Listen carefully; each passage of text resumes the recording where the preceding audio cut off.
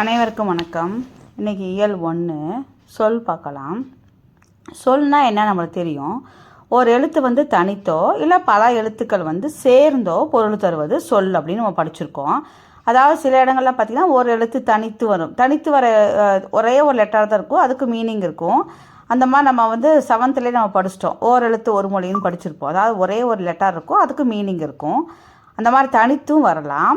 இல்லைன்னா பல எழுத்துக்கள் சேர்ந்து வந்தோ பொருள் தந்துச்சுன்னா அதை நம்ம என்னென்னு சொல்லுவோம், சொல் அப்படின்னு சொல்லுவோம்.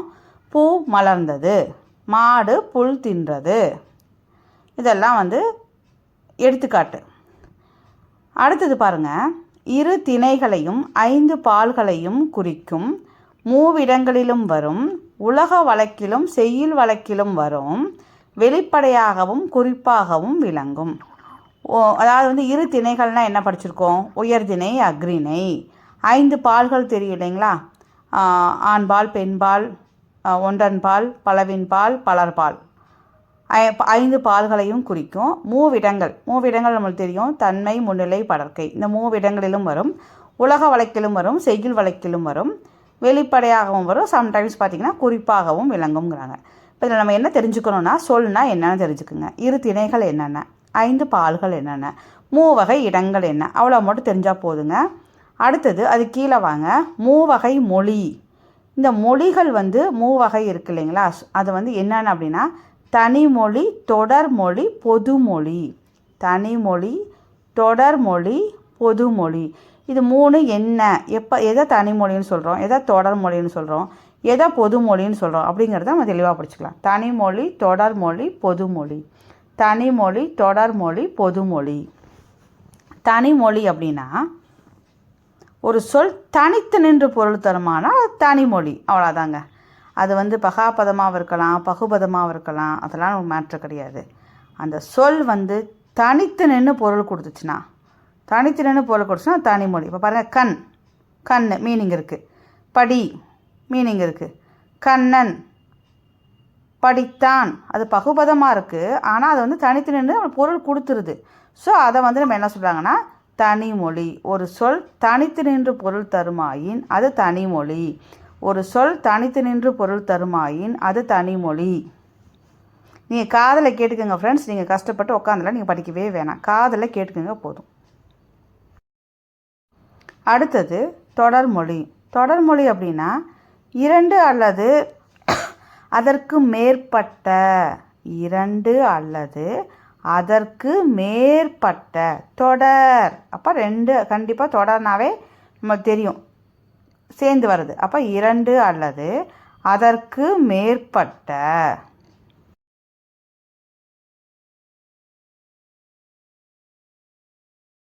2 அல்லது அதற்கு மேற்பட்ட தனிமொழிகள் தொடர்ந்து பொருள் தருவது தொடர்மொழி. இப்போ ஒரே ஒரு சொல் தனித்து நின்று, ஞாபகம் வச்சுங்க, தனித்து நின்று பொருள் தருது ஒரே ஒரு சொல், அது தனிமொழி. இது 2 அல்லது 2க்கு மேற்பட்ட தனிமொழிகள் தொடர்ந்து பொருள் தருதுன்னா அது தொடர்மொழி. கண்ணன் வந்தான், இப்போ வெறும் கண்ணன்னா அது தனிமொழி. கண்ணன் வந்தான், அப்போ அது தொடர்மொழி. மலர் வீட்டுக்கு சென்றாள், அப்போ 2 அல்லது அதுக்கு மேற்பட்ட, இங்கே 3 வேர்டு வந்துச்சு பாருங்கள். மலர் வீட்டுக்கு சென்றாள், அப்போ 2க்கு மேற்பட்டதாக 3 தனிமொழி வருது. இந்த மாதிரி 2 அல்லது 2ற்கு மேற்பட்ட தனிமொழிகள் தொடர்ந்து பொருள் தருவது தொடர்மொழி ஆகும். அடுத்தது பொதுமொழிங்க. ஒரு சொல் தனித்து நின்று ஒரு பொருளையும் அச்சொல்லே பிரிந்து நின்று வேறொரு பொருளையும் தந்து தனிமொழிக்கும் தொடர்மொழிக்கும் பொதுவாய் அமைவது பொதுமொழி. இப்போ பொதுமொழினா அடுத்தது பொதுமொழி. அதாவது ஒரு சொல் தனித்து நின்று ஒரு பொருளையும் அதே இது பிரிந்து வந்தால் வேறொரு பொருளையும் தந்து தனிமொழிக்கும் தொடர்மொழிக்கும் பொதுவாய் அமைவது. அதாவது இதுலேயும் சொல்ல முடியாது, அதுலேயும் சொல்ல முடியாது. தனித்து நின்றா ஒரு பொருளை தரும், பிரிந்து நின்ற வேறு பொருளை தந்து தனிமொழிக்கும் தொடர்மொழிக்கும் பொதுவாய் அமைவது பொதுமொழி அப்படின்னு சொல்கிறாங்க. ஸோ தனிமொழி, தொடர்மொழி, பொதுமொழி, இதை தெளிவாக படிச்சுக்குங்க. தனித்து நின்ற தனிமொழி, 2 அல்லது 2ற்கு மேற்பட்ட தனிமொழிகள் தொடர்ந்து வந்தால் தொடர்மொழி. சொல் தனித்து நின்னா ஒரு மீனிங், அதே இது பிரிந்து நின்று வேறு மீனிங், தந்து தனிமொழிக்கும் தொடர்மொழிக்கும் பொதுவாய் அமைவது பொதுமொழி எனப்படும். அவ்வளோதாங்க. நீ அடுத்து வந்து இதுக்கு எடுத்துக்காட்டு பார்த்தீங்கன்னா பொதுமொழிக்கு இதுக்கு எடுத்துக்காட்டு பாருங்கள். தொடர்மொழிக்கு 8 8ன்னு ஒரு மாதிரி என்ன சொல்லுவோம் சொல்லுங்கள்? நம்ம என்ன சொல்லுவோம்? 8ங்கிறது ஒரு எண் அப்படிதான் சொல்லுவோம். தனித்து நிற்கும் போது 8ங்கிறது ஒரு எண்ணை குறிக்கிறதுன்னு சொல்லுவோம். அதே இது பிரிங்க. 8 எப்படி பிரிப்போம்? L+2. அப்போது பிரிக்கும்போது எப்படி மீனிங் தருது? L+2. அதாவது L+2னா எல்லை உன். இது நோட் பண்ணி வச்சுக்கோங்க. L+2னா எல்லை உன் என பொருள் தருகிறது.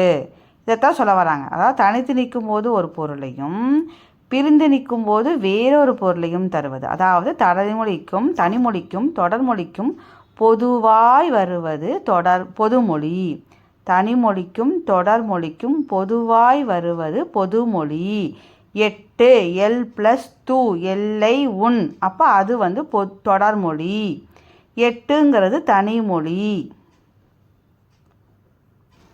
அதே மாதிரி அடுத்து பாருங்கள். வேங்கை அப்படிங்கிறது தனித்து நிற்கும்போது வேங்கை என்னும் மரத்தை குறிக்கிறது. தனித்து நிற்கும்போது வேங்கைங்கிற மரத்தை குறிக்கிறது. வேங்கை மரம் சொல்லுவோம் இல்லைங்களா? இப்போ இது தனித்து நிற்கும்போது வேங்கைங்கிற மரத்தை குறிக்குது. ஸோ அதை என்ன சொல்லுவோம்? தனிமொழி சொல்லிடுவோம். அடுத்தது இதை பிரிங்க. வேங்கை எப்படி பிரிப்போம்? வேம் ப்ளஸ் கை. இதெல்லாம் பார்த்து வச்சுக்கோங்க. இதுதான் கேட்பாங்க. வேம் ப்ளஸ் கை. அதாவது வேம் ப்ளஸ் கை என்னும் தொடர்மொழியாக பிரிந்து வேகின்ற கை. வேம் ப்ளஸ் கைனா என்னது? வேகின்ற கை என பொருள் தருகிறது. அப்போது வேங்கை அப்படிங்கிறது தனிமொழி. வேங்கையை பிரித்தா வேம் ப்ளஸ் கை அப்படின்னு பிரிஞ்சு வரும்போது அது தொடர்மொழி. அப்போ அடுத்த கேட்டிங் முக்கியங்க. தொழிற்பெயர். தொழிற்பெயர் என்னென்னா ஒரு வினை அல்லது ஒரு செயலை குறிக்கும் பெயர் தொழிற்பெயர். ஒரு வினை அல்லது ஒரு செயல், ஒரு வினையோ அல்லது ஒரு செயலையோ குறிக்கிறது தொழிற்பெயர். இது எண், இடம், காலம், பால் ஆகியவற்றை குறிப்பாகவோ வெளிப்படையாகவோ உணர்த்தாமல் வரும். அதை ஹைலைட் பண்ணிக்கணும். எண், இடம், காலம், பால் இது எதையுமே குறிப்பாகவும் சொல்லாது, அதாவது டேரெக்டாகவும் சொல்லாது, இன்டேரக்டாகவும் சொல்லாமல் அந்த மாதிரி வரும். சரிங்களா? அதை நோட் பண்ணிக்கணும். ஸோ நல்லா அப்படியே காதில் வாங்கிக்கிங்க. ஒரு வினை அல்லது செயலை குறிக்கும் பெயர் தொழிற்பெயர். இது எண், இடம், காலம், பால். எண், இடம், காலம், பால். எண், இடம், காலம், பால் ஆகியவற்றை குறிப்பாகவோ வெளிப்படையாகவோ உணர்த்தாமல் தான் வரும். இப்போ பாருங்கள். ஈதல்.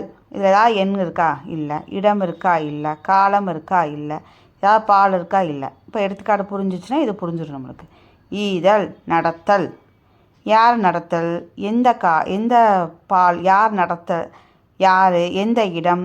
எந்த எண்? எதுவுமே கொடுக்கல பாருங்கள். ஸோ எண், இடம், காலம், பால் ஆகியவற்றை குறிப்பாகவோ வெளிப்படையாகவோ உணர்த்தாமல் வருவது தான் தொழிற்பெயர். ஈதல், நடத்தல் நல்லா ஞாபகம் வச்சுக்குங்க. தொழிற்பெயர்னாவே மோஸ்ட்லி அல் அப்படி தாங்க முடியும். ஈதல், அல், நடத்தல், அல். அடுத்தது விகுதி பெற்ற தொழிற்பெயர்கள்.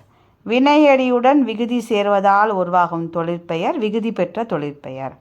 வினையடியுடன் விகுதி சேர்வதால் உருவாகும் தொழிற்பெயர் விகுதி பெற்ற தொழிற்பெயர். வினையடி அப்படின்னா என்னென்னா, இப்போ நடத்தல் அப்படின்னு தொழிற்பெயர் இருக்குங்க இல்லையா? அதில் நட அதான் வினையடி. தல் அப்படிங்கிறது விகுதி. நடத்தல்ல நட வினையடி. தல்னு முடியுது இல்லைங்களா? அது விகுதி. அப்போ தொழிற்பெயர் நடத்தல். அப்போ வினையடி ப்ளஸ் விகுதி. வினையடி ப்ளஸ் விகுதி சேர்ந்தால் அதுக்கு பேர் தான் விகுதி பெற்ற தொழிற்பெயர். இப்போ பாருங்கள். வாழ்க்கை. அப்போ வாளுங்கிறது என்னது? வினையடி. வாழ் ஒரு வினையடி. கை விகுதி. ஆளல். அப்போ ஆள் ப்ளஸ் அல். மோஸ்ட்லி பாருங்கள் அல்லு தள்ளு இந்த சவுண்டு வரும் தொழிற்பெயருக்கு. சரிங்களா? அது விகுதி பெற்ற தொழிற்பெயர். அதே இது ஒரே வினையடி பல விகுதிகளையும் பல விகுதிகளையும் ஏற்கும் அப்படிங்கிறாங்க. இப்போ நட என்பது வினையடி. நடத்தல். அப்போ ஒரே வினையடி பல விகுதிகளை கூட இருக்கும்னு சொல்கிறாங்க. நட அப்படிங்கிறது வினையடினா அது நடைன்னு இருந்திருக்கலாம், நடத்தல்னும் இருக்கலாம். அப்போ பல விகுதிகளும் வரும் அப்படிங்கிறாங்க. இப்போ ஒரு வினையடிக்கு ஒரு விகுதி தான் அப்படிங்கிறது கிடையாது. ஒரே ஒரு வினையடிக்கு பல விகுதிகள் கூட வர வாய்ப்பு இருக்குது. அதை நோட் பண்ணிக்கோங்க. ஒரே வினையடி பல விகுதிகளையும் ஏற்கும். ஒரே வினையடிக்கு பல விகுதிகள் ஏற்கும். இது ஒன்மாக்களை மாற்றி கேட்கலாம். ஒரு வினையடிக்கு ஒரு விகுதி தான் இருக்குமா? தப்பு. ஒரு வினையடிக்கு பல விகுதிகளும் இருக்கும். எடுத்துக்காட்டு, நட என்பது வினையடினா நடைன்னு சொல்லலாம், நடைன்னு வந்திருக்கலாம், நடத்தல்னு வரலாம். ஸோ பல விகுதிகள் வரும். அடுத்தது எதிர்மறை தொழிற்பெயர். பேர்லேயே ஆன்சர் இருக்குது. எதிர்மறை தொழிற்பெயர். எதிர்மறை பொருளில் வருவது எதிர்மறை தொழிற்பெயர். ஆப்போசிட்டாக எதிர்மறை பொருளில் நடவாமை, கொல்லாமை, பாருங்க, ஆமை, நடவாமை, கொல்லாமை, இந்த மாதிரி எதிர்மறை பொருளில் வருவது வந்து எதிர்மறை தொழிற்பெயர். இப்போ ஏதாவது கொடுத்துக்கலாம், நடவாமை அப்படின்னா எதிர்மறை தொழிற்பெயர், கொல்லாமை எதிர்மறை தொழிற்பெயர். சரிங்களா? இதில் வந்து நடங்கிறது வந்து ஒரு வினை, ஆனால் அது வந்து நடவாமைன்னு வந்தனால அது எதிர்மறை தொழிற்பெயர்னு சொல்கிறாங்க. அவ்வளோதான். சரிங்களா? அடுத்தது முதல்நிலை தொழிற்பெயர். முதல்நிலை தொழிற்பெயர்னா விகுதி பெறாமல் வினைப்பகுதியே தொழிற்பெயராதல் முதல்நிலை தொழிற்பெயர். வினையே விகுதியே வந்திருக்காதுங்க. விகுதி வராமல் வினைப்பகுதியே வந்து தொழிற்பெயராகுது. இப்போ பாருங்கள், தட்டு, உரை, அடி. இதில் பாருங்கள், தட்டுதல், உரைத்தல், அடித்தல் அப்படிங்கும்போது அது முதல்நிலை தொழிற்பெயராகிறது. இப்போ புரியுதான்னு பாருங்கள். இதில் என்ன வரல பாருங்கள். இதில் தட்டு, உரை, அடியெலாம் நம்மளுக்கு தெரியும், அதெல்லாம் வந்து வினை தானே. ஆனால் இதில் பார்த்திங்கன்னா விகுதியை காணும். ஆனால் இது எப்படி வந்திருக்கும்? தட்டுதல், உரைத்தல், அடித்தல். அப்போது விகுதி மிஸ் ஆகுது. அப்போ விகுதியே வராமல் அந்த வினை இருக்கு இல்லைங்களா, அதுவே தொழிற்பெயராகிறது வந்து முதல்நிலை தொழிற்பெயர். எடுத்துக்காட்டு, தட்டு, உரை, அடி. நல்லா புரிதான் பாருங்கள். வினை, அதாவது விகுதி மிஸ் ஆகுது, வினை பகுதியே தொழிற்பெயராது முதல்நிலை தொழிற்பெயர். அடுத்தது பாருங்கள், விகுதி முதல்நிலை திரிந்த தொழிற்பெயர்னா பெயர்லேயே ஆன்சர் இருக்குது பாருங்கள். முதல்நிலை திரிந்துருச்சு. அப்போ என்ன அர்த்தம்? ஏதோ ஒரு லெட்டர் வந்து சேஞ்ச் ஆக போகுதுன்னு அர்த்தம். திரிந்து வருது. அப்போ அதே தான் முதல்நிலை தொழிற்பெயர் மாதிரியே தான் எழுதுகிறோம். அங்கே வந்து என்ன படித்தோம்? விகுதி பெறாமல் வினை பகுதியே வந்து தொழிற்பெயராதல் முதல்நிலை தொழிற்பெயர்னு படிச்சிங்க. இங்கே எப்படி வரும்னா, விகுதி பெறாமல் முதல்நிலை திரிந்து வரும் தொழிற்பெயர் முதல்நிலை திரிந்த தொழிற்பெயர். இங்கேயே விகுதி இல்லை, அங்கேயே விகுதி இல்லை, ஆனால் இங்கே வினைப்பகுதியே வந்து தொழிற்பெயர் ஆகுது. இங்கே என்னென்னா விகுதி பெறாமல் முதல்நிலை திரிந்து வரும் தொழிற்பெயர் முதல்நிலை திரிந்த தொழிற்பெயர். இப்போ கெடுதல்னால் என்னது? அதோட முதல்நிலை என்னது? கெடு. ஆனால் அது என்ன, அது எப்படி சொல்லுவோம்? கேடு. அந்த மாதிரி திரிந்து வருது பாருங்கள். சுடுதல், முதல்நிலை என்னது? சுடு. முதல்நிலை திரிந்த தொழிற்பெயர்னா சூடு. இப்போ புரியுதுங்களா? அந்த முதல்நிலை வந்து திரிந்து வர்றதுனால இதுக்கு பேர் முதல்நிலை திரிந்த தொழிற்பெயர். அந்த ஹெட்டிங்லேயே நம்மளுக்கு இது ஆன்சர் இருக்குது. இதெல்லாம் நம்ம மக பண்ணவே வேண்டாம். விகுதி வராது, முதல்நிலை திரிந்து வரும் தொழிற்பெயர் முதல்நிலை திரிந்த தொழிற்பெயர். அவ்வளோதான். ஓகேங்களா?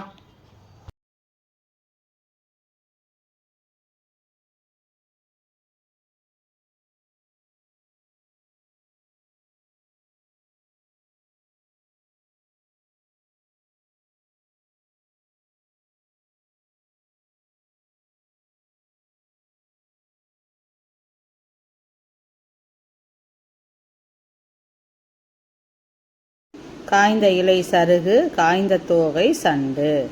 அடுத்தது பார்த்திங்கன்னா, என் தமிழ் நா என்பதை பிரித்தார். என் தமிழ் நா. அப்போ எம் கூட்டல் தமிழ் கூட்டல் நா. ஆப்ஷன் இ பாருங்கள்.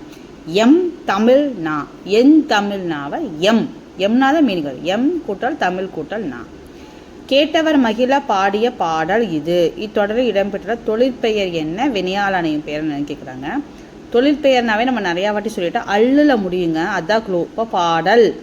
அப்போ ஆ ஆப்ஷன்லையும் இ ஆப்ஷன்லையும் பாடல் கரெக்டாக இருக்குது. இப்போ வினையாளனையும் பெயர் எப்படி நீங்கள் ஐடென்டிஃபை பண்ணணும் அப்படின்னா, அருள முடியுங்க. அர்ரு அப்படி முடியும். அப்போ ஆப்ஷன் இ தான் பாடல் கேட்டவர். அல்லுலே முடியுது, அருள வருது வினையாளனின் பெயர். ஸோ 4th ஒன்னுக்கு ஆப்ஷன் இ. வேர்க்கடலை, மிளகாய் விதை, மாங்கொட்டை ஆகியவற்றை குறிப்பது மணிவகை. மணிவகை தானியங்களுக்கு வழங்கும் சொற்கள்னு படிச்சிருப்போம், அதை பார்த்துக்கோங்க.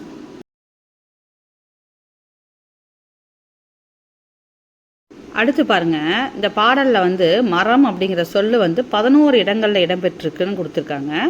இதை வந்து அந்த பொருட்களை பொருத்தி வந்து படித்து சுவைக்கன்னு கொடுத்துருக்காங்க. இந்த பாடல் யார் எழுதியிருக்காரு அப்படின்னா சுந்தர கவிராயர். சுந்தர கவிராயர். அழகாக இருக்கும் இந்த மரத்தோட பொருள் எழுதுனான்னு சொல்கிறாங்க. அப்போ அழகாக இருக்கிறதப்ப சுந்தரம். இப்போ சுந்தர கவிராயர் அப்படின்னு ஞாபகம் வச்சுக்கோங்க. இதில் பார்த்திங்கன்னா அரசன் அப்படிங்கிறது எதை குறிக்கணும்? அரச மரம். மா அப்படிங்கிறனா மாமரம். வேல் கருவேல மரம். புளி அப்படின்னா வேங்கை மரம். வேங்கை புளி. வேங்கை புளி. அடுத்தது ஆள் அப்படின்னா ஆலமரம். அத்தின்னா அத்தி மரம். அத்தி மரம். ஆள் கூட்டல் அத்தி ஆரத்தி. இதெல்லாம் சும்மா தெரிஞ்சு வச்சுக்கோங்க. எதுக்கும் அரசன்னா அரச மரம், மானா மாமரம், வேல்னா கருவேல மரம், புளினா வேங்கை, ஆள்னா ஆலமரம், அத்தினா அத்தி மரம். அத்தினா அத்தி மரம். ஆரத்தி எப்படி பிரிக்கிறான்னா ஆள் ப்ளஸ் அத்தி. இந்த இந்த பிரித்தெழுதுக பார்த்துக்கோங்க. ஆரத்தினா ஆள் ப்ளஸ் அத்தி. இதெல்லாமே நம்ம தெரிஞ்சு வச்சுக்கணும். ஏன்னா 10th வந்து இயல்களையும் வந்து குறைச்சிட்டனால நம்ம லைன் பை லைனாக வேர்ட் பை வேர்டு வந்து என்ன கொடுத்துருக்காங்க அப்படிங்கிறத சும்மா நீங்கள் காதால் கேட்டு நீங்கள் வந்து மனசில் வந்து நிறுத்திக்கோங்க. அவ்வளோதான். ரொம்ப வந்து ஒரு மாதிரி ப்ரெஷர் கொடுத்து படிக்காதீங்க. ஜாலியாக படிங்க தமிழில்.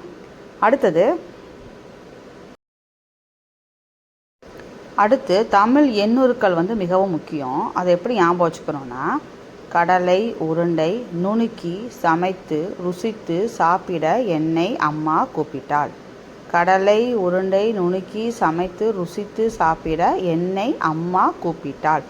இந்த மாதிரி ஞாபகம் வச்சுட்டு கடலை கா போடணும், உருண்டை ஊ போடணும், நுணுக்கிக்கு நூக்கு பதிலாக அந்த அப்படி இழுத்து விட்டு தான் நிறுத்திக்கணும். அப்போ சமைத்து சா, ருசித்து ரு, சாப்பிட அப்போ சா போட்டு கால் போகிற இப்படி, என்னை ஏ, அம்மா ஆ, கூப்பிட்டாள் அப்போ கூ போட்டு அந்த இழுத்து விட தான் நிறுத்திக்கணும். இப்படி நீங்கள் படிச்சுக்கிட்டாலும் சரி, இல்லைன்னா நான் வேறு எப்படி எழுத்துலையே எப்படி ஞாபகம் வச்சுக்கிறதுங்கிறதையும் நான் இப்போ சொல்கிறேன். எப்படியோ உங்களுக்கு எது ஃபேவராக இருக்குதோ, எது ஈஸியாக இருக்குதோ அதை மாதிரி ஞாபகம் வச்சுக்கோங்க. ஆனால் இது கண்டிப்பாக ஞாபகம் வச்சுக்கணும். சரிங்களா? இப்போ பார்க்கலாம். இது இந்த மாதிரி ஞாபகம் வச்சுக்கோங்க. கடலை, உருண்டை, நுணுக்கி, சமைத்து, ருசித்து, சாப்பிட என்னை அம்மா கூப்பிட்டாள். ஓகேங்களா? அடுத்து எப்படி வச்சுக்கலாம் அப்படிங்கிறத பார்க்கலாம். இப்போது பாருங்கள், இந்த 1 2 3 எப்படி ஞாபகம் வச்சுக்கிறதுங்கிறத பார்க்கலாம். இப்போ நம்ம கா ஞாச்சா தெரியுமில்ல, கா ஞாச்சா. அப்போ ஃபஸ்ட்டுக்கு வந்து கா, இதை விட்டுருங்க. இந்த ஞா இருக்குல்ல அதை எப்படி போடுங்க, சா இருக்குல்ல அதை எப்படி போடுங்க. அவ்வளோதான். 2க்கு என்ன லெட்டர் மாதிரி இருக்குது? ஓ, இப்படி தானே 2. அவ்வளோதாங்க. 5க்கு ரூ, 5 ரூ, 5க்கு ரூ, 5க்கு ரூ. 7க்கு ஏழு, 7 7 7 அப்போ ஏ, 7 அப்போ ஏ, 7 7 அப்போ ஏ. கரெக்டுங்களா? 7 அப்போ ஏ. அடுத்தது 10 தெரியும். இந்த காவை போட்டு முட்டையை போட்டுருங்க. திருப்பி இதவே காவையே போட்டு இப்படி போட்டுருங்க. சரிங்களா? இப்போ மிச்சம் என்ன இருக்குது? 6 8 மட்டும் தான் மிச்சம். இப்படி போட்டிங்கன்னா ஈஸியாக இருக்கும். அடுத்தது 8க்கு வந்து ஆ, 8க்கு ஆ. இப்போ ஒன்றே ஒன்று தாங்க மிச்சம் இருக்குது. அதுக்கு என்ன பண்ணால் இந்த 4வது போட்டிருக்க இல்லைங்களா, அதவே தான் வரும், இப்படி வரும். அவ்வளோதான். நீ இப்படி படித்தாலும் சரி, இல்லை கடலை, உருண்டை, நுணுக்கி, சமைத்து, ருசித்து, சாப்பிட என்னை அம்மா கூப்பிட்டாள் அப்படி சொன்னாலும் சரி, இது உங்கள் இஷ்டம்தான். இப்படியும் வச்சுக்கலாம், அப்படியும் வச்சுக்கலாம். சரிங்களா? இதை ஆனால் தெரிஞ்சுக்கணும். அவ்வளோதான் ஃப்ரெண்ட்ஸ். இதோட இயல் 1 முடியுது. அடுத்து இயல் 1 எல்லாத்தையும் ரிவைஸ் பண்ணி வைங்க. ஃபுல்லாக இயல் 1 ஃபுல்லாக கம்பைன் பண்ணி ஒரு கொஸ்டின் ரெடி பண்ணி அதை வந்து கம்பைன் பண்ணி படித்து பார்த்துடலாம். அதோட இயல் 1 தூக்கி ஓரமாக வச்சுட்டு இயல் 2 ஸ்டார்ட் பண்ணிடலாம். 7 7 7 தான் தட்டுறோம், தூக்குறோம். நன்றி, வணக்கம்.